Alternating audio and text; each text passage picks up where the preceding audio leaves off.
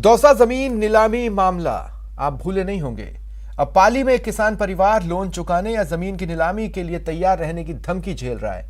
कर्ज लेने वाले की मौत हो गई। परिवार में एक महिला, उसके छोटे बच्चे हैं, कोई कमाने वाला नहीं, तो 12 लाख का लोन कौन चुकाएगा? लेकिन बैंक को तो पैसे चाहिए, नहीं तो जमीन नीलाम होगी। एक और किसान परिवार पर नीलामी की तलवार, जमीन नीलाम करने की बैंक की धमकी।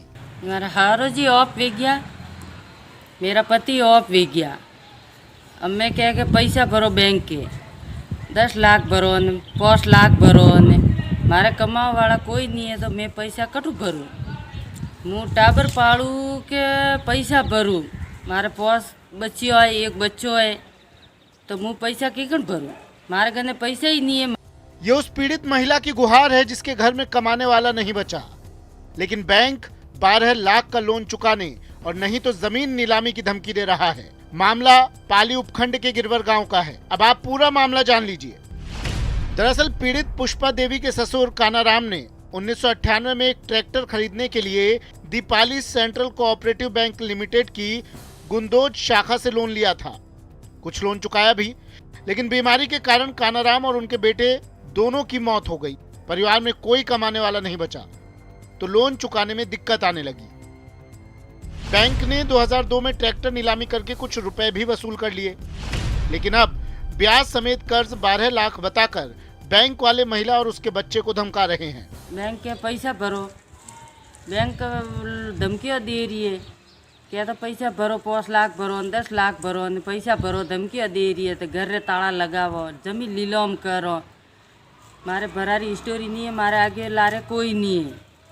माटी 5 लाख ने 10 लाख नहीं बजे बच्चा पाड़ू के मैं पैसा भरूँ। मजदूरी करके अपना और अपने बच्चों को पालने वाली इस महिला के लिए 12 लाख की रकम पहाड़ की तरह है। हालांकि बैंक के बड़े अधिकारी अब इस बात से मुकर रहे हैं कि पीड़िता को धमकी दी गई। नहीं, वर्तमान में से कोई नीलामी की कोई आदेश कोई ऐसा जारी नहीं किया गया है अभी। इनको वर्तमान में से कोई कार्रवाई की गई है और न कोई अखबार में प्रकाशित किया गया, नीलामी जारी की गई है, न कोई विज्ञप्ति जारी की गई है। बैंक के अधिकारी ये भी कहते हैं कि महिला और उसके परिजनों को वन टाइम सेटलमेंट के लिए बुलाया गया था, लेकिन बात नहीं बन पाई। और अगर आप एक मुश्त समाधान योजना के तहत जमा करवाना चाहते हैं तो 2,33,610 रुपये जमा करवाने होंगे। 12,17,400 के लगभग इसमें छूट मिल रही है।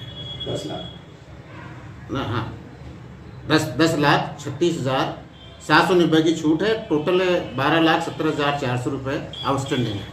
आपको बता दें कि कुछ दिन पहले दौसा में हुई जमीन नीलामी की घटना के बाद पूरे प्रदेश में हंगामा मचा था। तब राजस्थान सरकार की ओर से किसी भी किसान की जमीन नीलाम न करने का आदेश जारी हुआ था, लेकिन अब पाली की पुष्पा देवी की कहानी हैरान करने वाली है। श्याम चौधरी, न्यूज़ 18 नेटवर्क, पाली।